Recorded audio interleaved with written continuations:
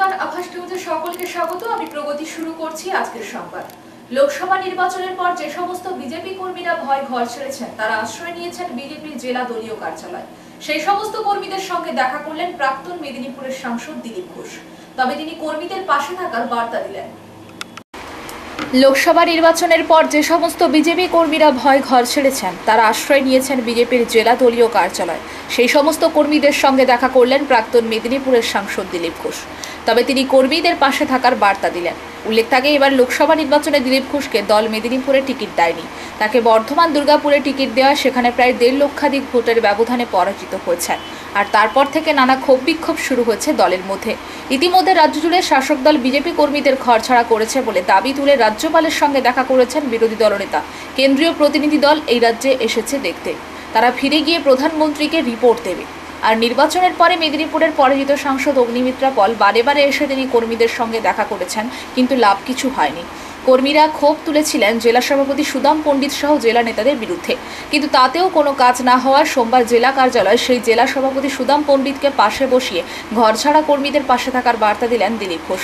তবে শাসক দলের নেতাদের বক্তব্য, কেউ ঘরছাড়া হয়নি, তারা ভয় প্রচারের আলোয় আসার জন্য এই ধরনের নাটক করছে।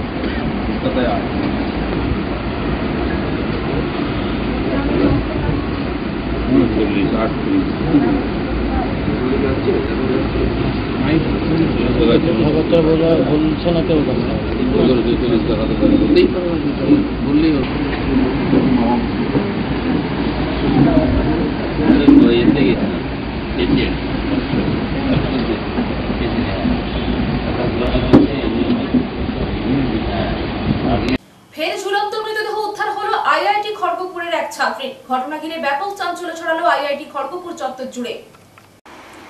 ফের ঝুলন্ত মৃতদেহ উদ্ধার হলো আইআইটি খড়গপুরের এক ছাত্রীর। ঘটনাকে ঘিরে ব্যাপক চাঞ্চল্য ছড়ালো আইআইটি খড়গপুর চত্বর জুড়ে। সোমবার সকালে খড়গপুর আইআইটি সরোজিনী নাইডু ও ইন্দিরা গান্ধী হলের অবস্থিত ছাত্রছাত্রীরা দেখেন ছাদের থেকে গলায় ফাঁস লাগিয়ে এক ছাত্রীর দেহ ঝুলছে। এরপর খবর দেওয়া হয় খড়গপুর টাউন থানার পুলিশকে। পুলিশ মৃতদেহ উদ্ধার করে। এরপরে আইআইটি কর্তৃপক্ষ জানতে পারে ওই ছাত্রীর নাম দেবিকা পিল্লাই, বাড়ি কেরল, বিটেক 4র্থ বর্ষের ছাত্রী। কদিন আগেই ছুটিতে বাড়ি গিয়েছিলেন, সেখান থেকে ফিরেই আত্মহত্যা বলে মনে করছেন আইআইটি কর্তৃপক্ষ। ইতিমধ্যেই তার মৃতদেহ উদ্ধার করে খড়গপুর মহকুমা হাসপাতালের জন্য পাঠানো হয়েছে। তবে কি কারণে আত্মহত্যা তা নিয়ে এখনো কিছু জানতে পারেনি আইআইটি কর্তৃপক্ষ। তদন্ত শুরু করেছে পুলিশ। মনসা পুজো উপলক্ষে চাষিদের হাতে কীটনাশক ঔষধ, বীজ, ধান ও সার তুলে দিল খালিনা মা মাটি সংঘ। পশ্চিম মেদিনীপুর জেলার নারায়ণগড়ের বাখরাবাদ গ্রাম পঞ্চায়েতের খালিনাতে গ্রামের মঙ্গল কামনায় মনসা পুজোর আয়োজন করেছিল খালিনা মা মাটি সংঘ। মনসা পুজো উপলক্ষে চাষিদের হাতে কীটনাশক ঔষধ, বীজ, ধান ও সার তুলে দিল খালিনা মা মাটি সংঘ। পশ্চিম মেদিনীপুর জেলার নারায়ণগড়ের বাখরাবাদ গ্রাম পঞ্চায়েতের খালিনাতে গ্রামের মঙ্গল কামনায় মনসা পুজোর আয়োজন করেছিল খালিনা মা মাটি সংঘ। পুজোর পরের দিন সোমবার বিকেলে এলাকার চাষিদের হাতে কীটনাশক ওষুধ, বীজ, ধান ও সার তুলে দেওয়া হয়। এদিন প্রায় 200 জন চাষিদের হাতে সামগ্রী তুলে দেওয়া হচ্ছে। উপস্থিত ছিলেন নারায়ণগড় বিধানসভার বিধায়ক সূর্যকান্ত অট্ট, বাখরাবাদ গ্রাম পঞ্চায়েতের প্রধান প্রদীপ ঘোড়াই, খালিনা মা মাটি সংঘের সভাপতি সুশান্ত ধল সহ অন্যান্যরা। মামাটি সংঘের সভাপতি সুশান্ত ধল জানান, প্রতি বছর গ্রামের জঙ্গল কামনায় আমরা দেবী মনসার পুজো করে থাকি। আর সেই পুজো উপলক্ষে এলাকার বেশ কিছু চাষির হাতে কীটনাশক ঔষধ, বীজ, ধান ও সার তুলে দিই।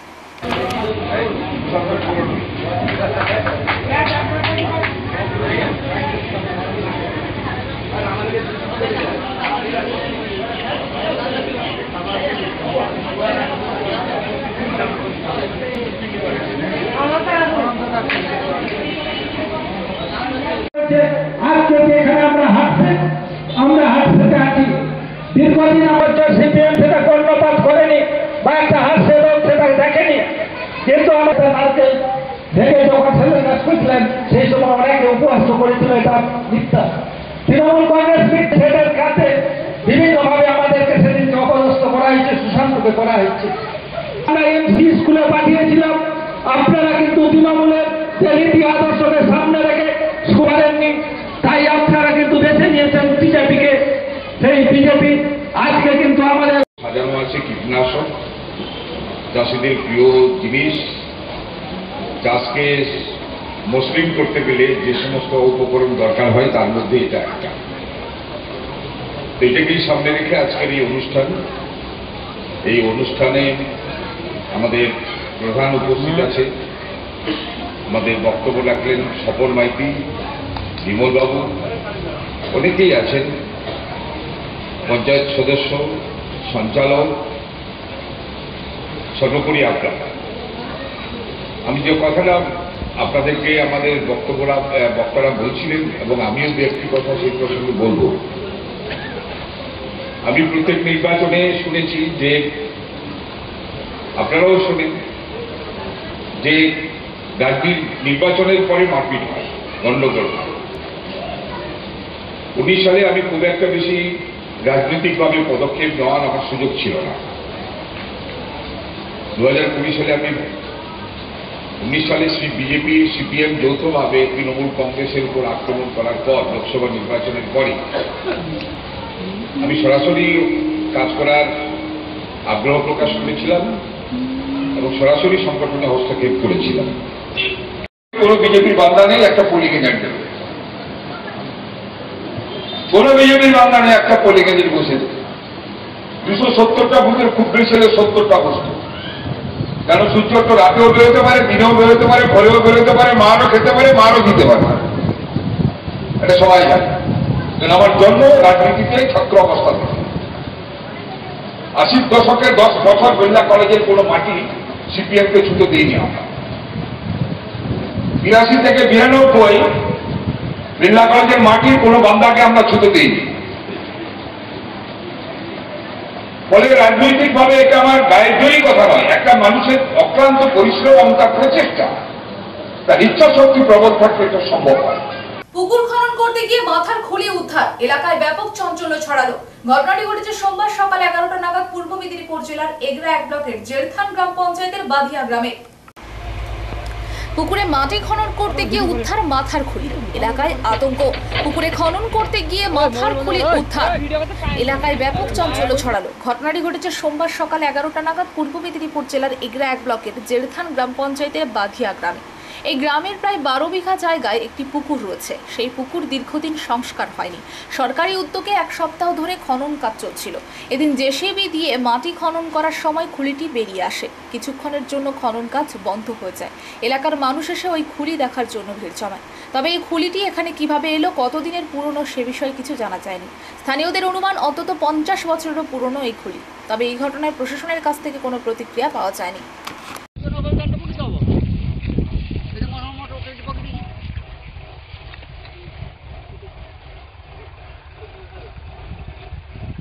খুলে আমি বললাম, এই যে আমরা তো খুব আতঙ্কিত।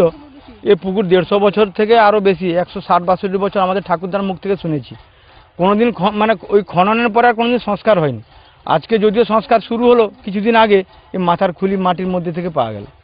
আমরা আতঙ্কিত, গ্রামের সবাই আতঙ্কিত। এটা কিভাবে কোত্থেকে এলো, কোন জায়গার মানুষ, কি খবর আমাদের জানার মধ্যেও নেই যে কোনো মানুষ হারিয়ে গেছে, আমরা নিখোঁজ সেরকম কোনো পাইনি। কিন্তু খুলি কোত্থেকে এলো কি মনে করছেন এটা ভয়াবহ। মানে এটা আশা করি, এই যে আমার দাদু ঠাকুরদাদা বা তার বাবারা বলতেন, আমার দাদু গল্প করতেন, বসতে বসতে শুনতাম যে পুকুর রাজার আমলের পুকুর। ওই রাজার আমলের কোনো অত্যাচারিত হতে পারে, কিংবা এখানে চোর ডাকাতের এখানে প্রচুর জঙ্গল ছিল, এখন তো পরিষ্কার। ওই ডাকাতদের দল কোনো মেরে ফেলেছে তাও হতে পারে। বা ওই যে মহামারী হয়েছিল 49 সালে ঝড়ের পরে নাকি শুনতাম, সেখানে মানুষের দেহ নাকি মানে শকুন, কুকুর, শেয়াল টেনে মেনে খেয়েছে। ওইখানে ওই মহামারীর থাকতে হতেও পারে। আপনার নাম? আমার নাম প্রশান্ত ভুই, বাড়ি এইখানে জেরথান। ফের বেলদা কেশারি রাস্তায় পিকআপ ভ্যানের ধাক্কায় মৃত্যু হলো এক মাছ ব্যবসায়ী। ঘটনাটি ঘটেছে রবিবার রাতে। ফের বেলদা কেশারি রাস্তায় পিকআপ ভ্যানের ধাক্কায় মৃত্যু হলো এক মাছ ব্যবসায়ী। ঘটনাটি ঘটেছে রবিবার রাতে। জানা গেছে, রবিবার বেলদা কেশারি রাস্তায় দেউলির সার গোডাউনের কাছে কেশারির দিক থেকে আসা একটি পিকআপ ভ্যান কুলিগেরিয়ার মাছ ব্যবসায়ীকে ধাক্কা মারে। তাকে আহত অবস্থায় বেলদা সুপার স্পেশালিটি হাসপাতালে ভর্তি করা হয়। পরে তার মৃত্যু হয়। মৃত মাছ ব্যবসায়ীর নাম নেপাল দাস। খবর পেয়ে ঘটনাস্থলে পৌঁছায় বেলদা থানার পুলিশ। এরপর পুলিশ ও স্থানীয়দের চেষ্টায় আহতকে উদ্ধার করে নিয়ে যাওয়া হয় বেলদা সুপার স্পেশালিটি হাসপাতালে। সেখানে আহতদের অবস্থা আশঙ্কাজনক হওয়ায় তাকে অন্যত্র স্থানান্তর করা হয়। দুর্ঘটনার পর দুর্ঘটনাগ্রস্ত সাইকেল ও পিকআপ ভ্যানটিকে আটক করেছে পুলিশ। দিনের পর দিন যেভাবে বিশেষ করে রাতে গাড়ির গতিবেগ এতটাই থাকে যে পথ দুর্ঘটনার সংখ্যা লাফিয়ে লাফিয়ে বাড়ছে।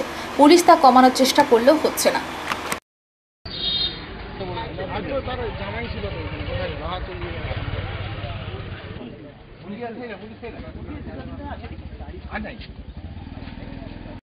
আস্তে তোমার জোরে আওয়াজ হয়েছে, কিছু বুঝতে পারিনি। ধুম, ওখানে এসে যখন দেখি ওখান থেকে গাড়ি এখানে ঢুকে গেছে।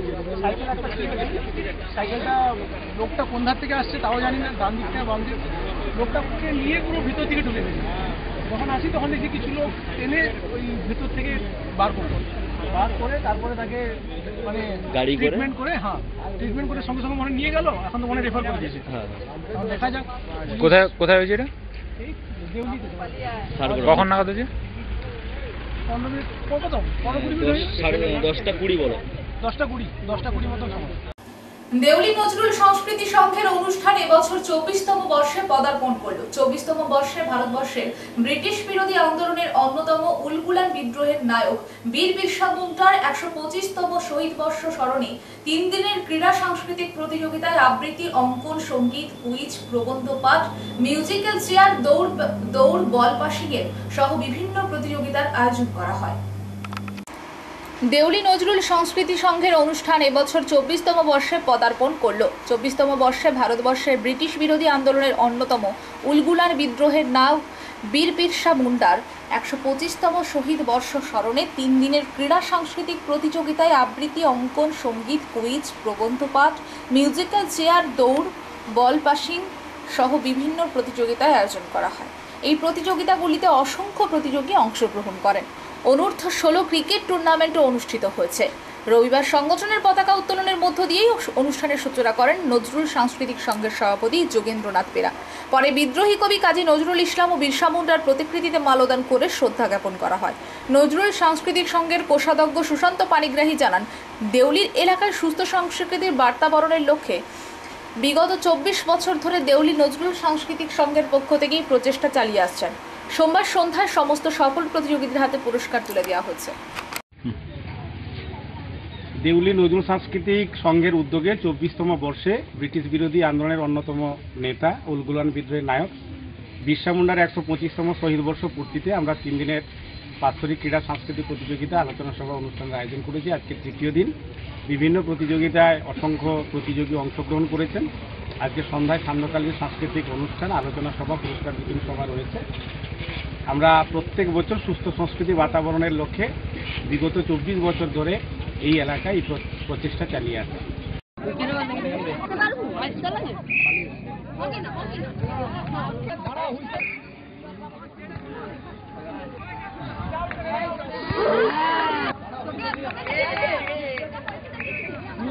ভাই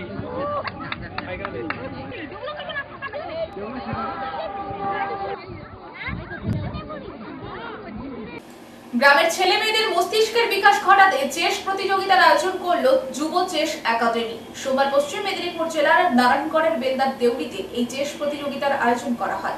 এদিনের প্রতিযোগিতায় বেলদা কেশারি, দাঁতুর সহ আশেপাশে এলাকার বহু প্রতিযোগী অংশগ্রহণ করে। প্রতিযোগিতার পাশাপাশি এদিন দেউলি মিলন মন্দির ক্লাবে চেস একাডেমির উদ্বোধন করা হয়। সংগঠনটির বক্তব্য, আগামী দিনে গ্রামের ছেলে মেয়েদের মস্তিষ্কের বিকাশ ঘটাতে ও চেস বা দাওয়া এই খেলাটির প্রসার ঘটানোই আমাদের লক্ষ্য। আচ্ছা, আমার কাছে 30 টাকা আছে। 30 টাকা আসলে এই উদ্যোগটা ভালো হচ্ছে। এখানে আছে খেলে ঠিক আছে, ঠিক আছে। এবং আপনারা বিশ্বাস করবেন না, 19-এর সময় ওনারা বলছেন, সেই সময় আমারও জানা ছিল না। বসো, তুমি বসো, আমি তোমাকে যেতে পারি, তুমি বসো।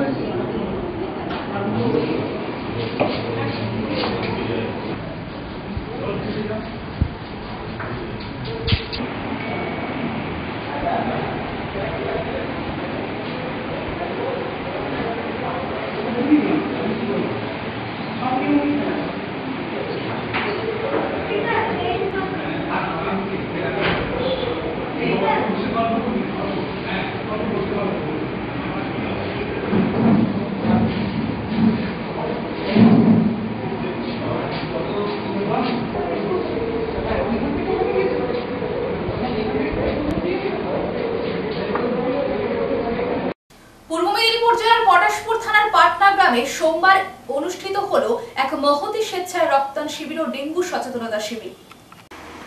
পূর্ব মেদিনীপুর জেলার পটাশপুর থানার পাটনা গ্রামে সোমবার অনুষ্ঠিত হলো এক মহতী স্বেচ্ছায় রক্তদান শিবির ও ডেঙ্গু সচেতনতা শিবির। পাটনা মা শারদা সেবা সংঘের ব্যবস্থাপনায় নিগমানন্দ সারস্বত সংঘের সহযোগিতায় অনুষ্ঠিত হলো আজকের রক্তদান শিবির ও ডেঙ্গু সচেতনতা শিবির। এবারে রক্তদান শিবিরে তাদের 18তম বর্ষে পদার্পণ করলো। এই রক্তদান শিবিরে পুরুষ ও মহিলা মিলে মোট 53 জন রক্তদাতা রক্তদান করেন। এগরা সরকারি ব্লাড ব্যাংক এই রক্তদান শিবিরে উপস্থিত থেকে রক্ত সংগ্রহ করেন। সংঘের সম্পাদক স্বপন কুমার মাইতি বলেন, সেবাই পরম ধর্ম। প্রতি বছর গরমের সময় প্রায় সমস্ত হাসপাতালে রক্তের সংকট দেখা যায়, তাই রক্তের চাহিদা মেটানোর জন্য মানুষের কষ্ট হলেও আমরা এই গরমকালেই প্রতি বছর রক্তদান শিবির করে থাকি এবং মানুষও স্বতঃস্ফূর্তভাবে আমাদের এই শিবিরে অংশগ্রহণ করেন। সংঘের সভাপতি অমিত কুমার দাস বলেন, গরমকালে যেরকম রক্তের সংকট মেটানোর জন্য আমরা রক্তদান শিবির করে থাকি, তেমনি গরমকালে তাড়াতাড়ি সেল ফরমেশন এর মাধ্যমে রক্তদাতারা স্বাভাবিক ছন্দে ফিরে আসেন। আজকের এই রক্তদান শিবিরে উপস্থিত ছিলেন বিশিষ্ট সমাজসেবী দেবাশিস ত্রিপাঠী, গণেশ পাত্র ও হরেকৃষ্ণ মাইতি মহোদয় এবং অন্যান্যরা। দিলে মানুষের সমস্যা অনেকটাই কম হয়, কারণ গরমে আমাদের যে সেল ফরমেশনের ব্যাপার থাকে সেটা কিন্তু অনেক উইক হয়ে যায় এবং মানুষের অসুস্থতা অনেক কমই হয়। তাছাড়া হচ্ছে এই সময় যেহেতু ড্রাই সিজন, মানুষের প্রচুর কাজে লাগে এটা। আপনাদের এখানে সংঘের নামটা কি? আমাদের সংঘের নাম মা শারদা সেবার সংঘ। আচ্ছা, ধরুন এই রক্তদান শিবির করতে অনেক আর্থিক খরচের একটা ব্যাপার থাকে, সেটা কীভাবে সামলানো হবে? হ্যাঁ, আমরা আমাদের পাশাপাশি বেশ কিছু আরও কিছু স্বেচ্ছাসেবী সংগঠন থাকে যারা কিন্তু আমাদেরকে বিভিন্নভাবে সহযোগিতার হাত বাড়িয়ে দেন, বিভিন্নভাবেই ওরা সহযোগিতা করে। বেশি শুভাকাঙ্ক্ষী মানুষজন থাকে, যেমন নিগমানন্দ যুব সেবা সংঘ, ওরাও আমাদেরকে বিভিন্নভাবে সহযোগিতা করে থাকেন এবং সব দিক দিয়েই সহযোগিতা করে থাকেন। আজকে যে ব্লাড নিলেন ওটা আপনারা কোথাকার? কোথা থেকে? এটা হচ্ছে এগরা ব্লাড ব্যাংক থেকে এসছে। এগরা ব্লাড ব্যাংক সরকার গভর্নমেন্ট যে এগরা ব্লাড ব্যাংক, সেখান থেকে ওনারা এসছেন। আজকে কতজন ব্লাড ডোনেট করলেন? আজকে আমাদের 53 জন ব্লাড ক্যাম্পে উপস্থিত হয়েছিলেন, প্রায় নিয়ার অ্যাবাউট 65, কিন্তু বিভিন্ন কারণে কিছুজন দিতে পারেনি, কিন্তু সাকসেসফুলি দিতে পেরেছে 53 জন। আচ্ছা, আপনার নাম? আমার নাম অমিত কুমার দাস, আমাদের সঙ্গে আছে স্বপন কুমার মাইতি আছে। আচ্ছা, থ্যাংক ইউ, ধন্যবাদ। প্রাচীন ও ঐতিহ্যবাহী পুকুরের প্রাণ প্রতিষ্ঠা হলো সোমবার পূর্ব মেদিনীপুর জেলার এগরা 2 নম্বর ব্লকের পানিপারুল মুক্তেশ্বর জিও পরিচালন সমিতির উদ্যোগে আয়োজিত হয় মুক্তেশ্বর জিও পুষ্করিণীর পুনঃ প্রাণ প্রতিষ্ঠা অনুষ্ঠান।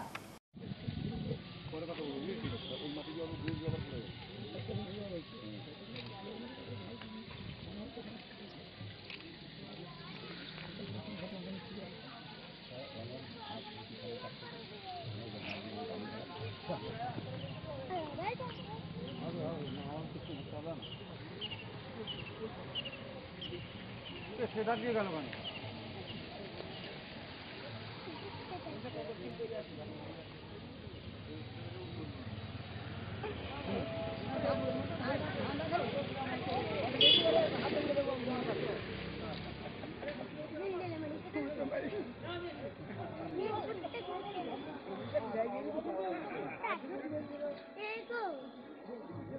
কাবুল ঘুরা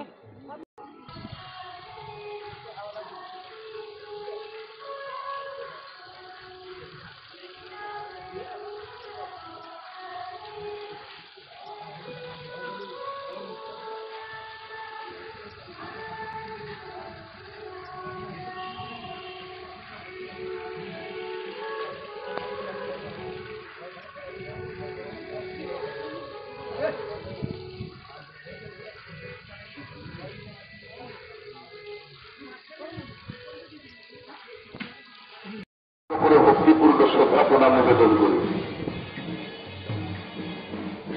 আমাদের দীনেশ বাবু আছেন, প্রধান সাহেব আছেন, শ্রীকান্ত বাবু আছেন, বাবু থেকে শুরু করে সমস্ত কমিটির কর্মকর্তারা আছেন এবং আজকে এই মুক্তেশ্বর জিউ প্রাঙ্গণে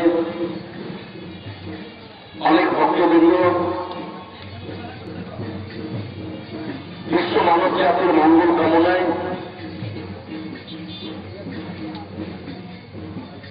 বিরামের নিবেদন করছে। আবার বহু প্রাচীন এবং ঐতিহ্যবাহী মুক্তেশ্বরী পুকুরের নতুন করে সংস্কারের ব্যবস্থা